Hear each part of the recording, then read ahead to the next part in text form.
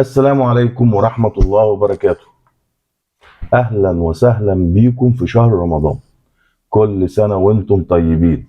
يا أهلا بيكم في الشرح النهاردة، وبعتذر لكم عن تقديم حلقة رحلة بحث. والسبب في كده إن أول يوم كان هو يوم السبت اللي فات، كان أول يوم في رمضان، فما قدرناش نطلع نعمل رحلة بحث. الفريق طبعا بنطلع بيه يوم السبت، بنعمل بث مباشر وبنفطر مع بعض الصبح في اجواء الصحراء، وبنشرب شاي على الحطب مع بعض، حاجه بتبقى يعني في منتهى الروعه.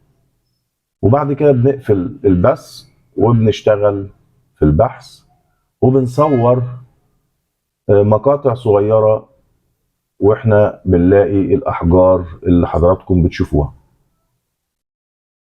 وبعد كده بنجمع المقاطع على بعضها في فيديو واحد وبنقدمها لكم في حلقة بتستمتعوا بيها. طبعا برحب بيكم النهاردة أنا عشان أختصر الكلام معاكم جاي أقول لكم على حاجة مهمة جدا عشان محدش يقع فيها. في أخ بعت لي على الواتساب وحكى لي حكاية النيزك اللي هو لقاه. هو لقى نيزك، فيعني عمل له بوست على الفيسبوك عنده، وفي حد قال له انا ممكن ابيع لك النيزك ده، وانا هعرض الصوره وكده، وعرض طبعا الصوره زي ما هو قال وكده، ورجع له تاني قال له في مشتري وهياخد منك النيزك ب1,000,000 دولار. 1,000,000 دولار، يعني الراجل طبعا طار من الفرح. قال له طب خلاص ماشي، انا تحت امرك، اللي انت عايزه. انا عايز مني ايه المطلوب؟ قال له المطلوب انك هتجيلي على كافيه في منطقه فخمه طبعا. عربية فخمة دخلت، نزل منها واحد ومعاه شنطة، المفروض إن الشنطة فيها ال1,000,000 دولار. هو ما شافش 1,000,000 دولار ولا شاف أي حاجة، هو شاف الشنطة بس مقفولة وكده. فقعدوا يتكلموا، والراجل اللي جايب ال1,000,000 دولار قعد بقى يفاصل وكده، والكلام ده قال يعني إيه الموضوع بجد يعني. فهنا اللعبة مش هو هياخدوا منه النيزك ويضحكوا عليه في النيزك، لا طبعا، ولا في الدماغ خالص ان هم ياخدوا منه النيزك. قالوا له اللي هو هيشتري، يعني قال له انا عايز شهاده معتمده ان ده نيزك. فجابوا حد قال انا دكتور جيولوجي وكده ومش عارف ايه، معاهم مع الناس دي يعني. وكان اللي هو الوسيط اللي هو قال له تعالى وهجيب لك مشتري موجود. فهم قالوا له طيب هنا الدكتور الجيولوجي هيفحص النيزك يدوي كده ويقول لك ده نيزك ولا لا. قال له اه. الدكتور قال اه، اقر ان هو نيزك. الراجل اللي معاه الشنطه اللي فيها ال1,000,000 دولار قال لا، انا عايز شهاده معتمده عشان اعرف ابيعه انا كمان، لان انا هاخده هسفره بره وهبيعه. فالراجل اللي هو الدكتور الجيولوجي والوسيط قالوا للراجل اللي هو صاحب النيزك، قالوا له ما تقلقش، احنا هنجيب لك شهاده ومعتمده وحكوميه ومختومه بختم النسر. وكلام يعني بيقولوه كده لان في حاجه هتحصل. المهم قالوا للراجل هتجيب النيزك وتقابلنا بكره الصبح عند ايه، عند مكان انا مش عايز اذكر اسمه، يعني معمل حكومي. وراحوا عند المعمل الحكومي ده وقالوا له احنا هنخش جوه وهنجيب لك شهاده ان هو نيزك مختومه، حتى لو مش هو نيزك هنجيب لك شهاده ان هو نيزك. التاني سايب نفسه بقى. طيب ايه الموضوع؟ قال له الدكتور الجيولوجي اللي انت قابلته ده هيجيب لك ايه، شهاده ومختومه وكل حاجه، بس احنا عايزين 300,000 جنيه نديها للدكتور الجيولوجي ايه عشان يجيب لك الشهاده. قال لهم طيب هو بقى تحويشة العمر بقى، الراجل محوش تحويشة العمر، بس هو قدام 1,000,000 دولار، يعني هيبقى من اغنياء العالم، هيخش عالم الدولارات. الراجل طبعا راح وتصرف في ال 300,000. كلمني في اللحظة دي، قال لي أنا عملت كذا كذا كذا وال 300,000 معايا، وأنا قلت أستشير حضرتك، أنت عارف في المواضيع دي وكده. قلت له اوعى تروح. 300,000 إيه ومعمل إيه؟ هم قدام معمل إيه؟ قال لي قدام معمل كذا. قلت له ده الرسوم كلها ما تتعداش ال 1000 جنيه أو 2000 جنيه بالكتير حسب حجم الحاجة اللي بتفحص. يعني إيه ده 300,000 ليه؟ أنت بيضحك عليك وبيتعمل عليك نصبة. فنصحت الراجل، قلت له خلاص قول لهم شكرا، وانا هجيب لكم شهاده. انا هجيب لكم شهاده من معمل معتمد وانا عارف حد فيه. لما قال لهم كده قالوا لا شكرا خلاص احنا مش عايزين غير من المعمل ده. قلت له شفت الموضوع كله كده في كده، لانه اتعمل في حد قبل كده يعني من فتره، وهم بياخدوا 300,000 جنيه وبعد كده بيختفوا. فكل واحد ياخد باله من المواضيع اللي بتحصل دي. ناس بتستغل جهل الناس وبينصبوا عليهم. الموضوع التاني بقى اللي هكلمكم فيه دلوقتي، لازم يعني الحلقة يكون فيها حاجة جميلة كده علشان تبقوا مبسوطين ومستمتعين بالحلقة. ده بقى النيزك اهو. بصوا البصمة الكبيرة اللي انا غرست صباعي فيها دي اهي، اهي غويطة واثار احتراق اهو. ومن الناحية التانية اهو الجسم بتاعه فيه بصمات تانية اهي شايفينها اهي. ده نيزك صغير اهو. هكمل لكم بقى موضوع النيزك عشان في ناس كتير مهووسة بالموضوع ده. يا جماعة النيازك دي ملهاش أي تداول في مصر، ولا بيع ولا شراء في مصر خالص، ولا في المنطقة العربية كلها.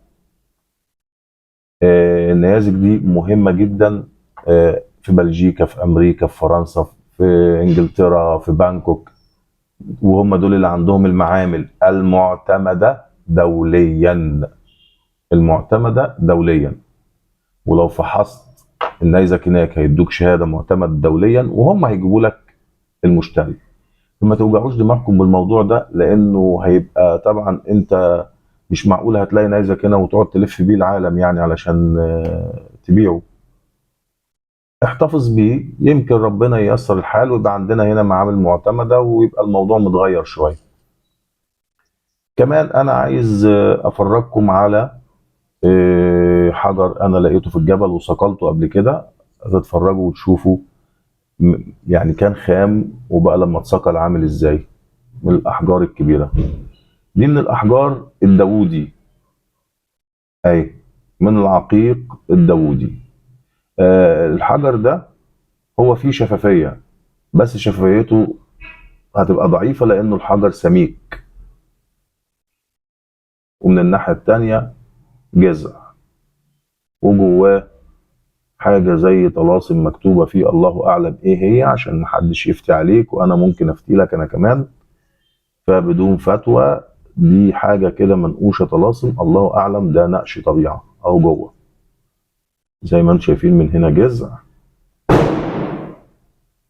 الناس بتضرب بومب بتاع رمضان، ومن هنا داوودي. طبعا سامعين الانفجارات يعني. وفي الفص السليماني الجميل ده اهو، فص جميل سليماني برضو احجار من اللي بنطلعها من الجبل.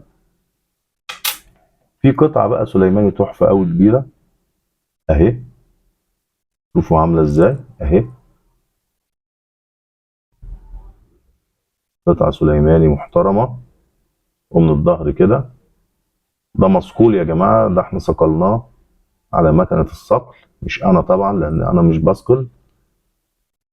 ده حد محترف اللي عمله اهو. وايه تاني في المرو العنكبوتي. المرو العنكبوتي زي ما انتم شايفين حاجة جميلة جدا.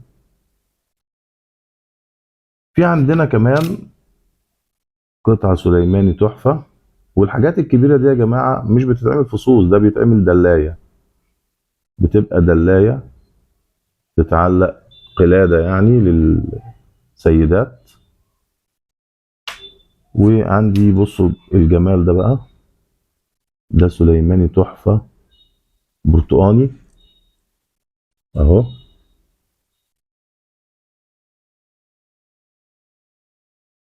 الحجر شكله جميل جدا. ودول على فكرة مصقولين، كانوا خام ولقيناهم في الجبل خام وصقلناهم اهو. في كمان منتج جميل جدا، عقيق اسود في اصفر، سبحة. سبحة جميلة جدا، عقيق ومقصوصة قصة جواهر. القصة اللي هي الفاسد، لان في قصتين، قصة فاسد وقصة كابيشون. ده الفاسد. القصات اللي انتوا شفتوها قبل كده دي الكابيشون. الشرابة بتاعتها جميلة جدا. سبحة تحفة، عقيق اصفر في اسود، من الحاجات اللي هي بتبقى غالية. ده خاتم من الأوبال، أوبال اثيوبي اصفر. الثيوب الاصفر ده من يعني الأوبال اللي انت مش بتشوفه كتير يعني. خاتم جميل فضة 500 925.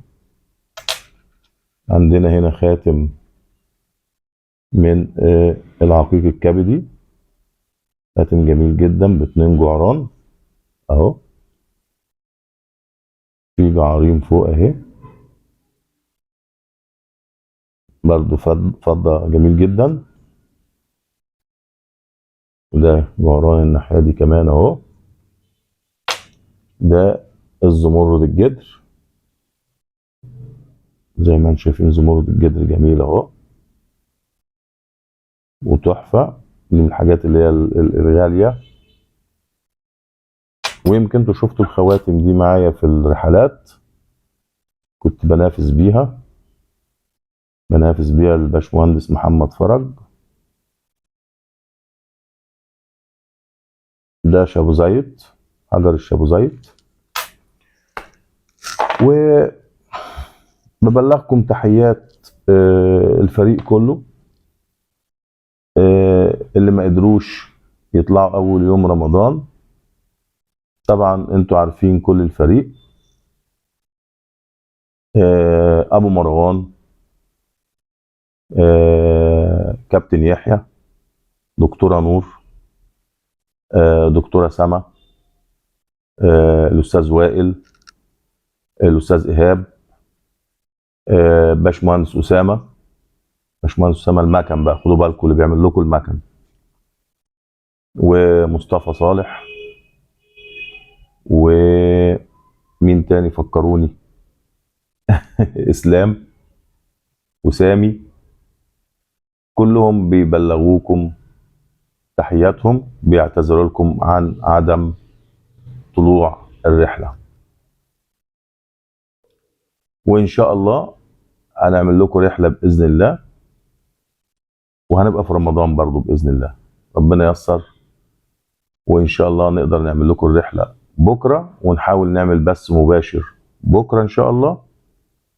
وبقول لكم كل سنه وانتم طيبين. متشكر جدا على دعمكم، متشكر جدا على الاعجاب والاشتراك والتعليقات والشير اللي انتم بتعملوه. كل سنه وانتم طيبين، وربنا يبلغكم العيد بقى باذن الله. والسلام عليكم ورحمه الله وبركاته.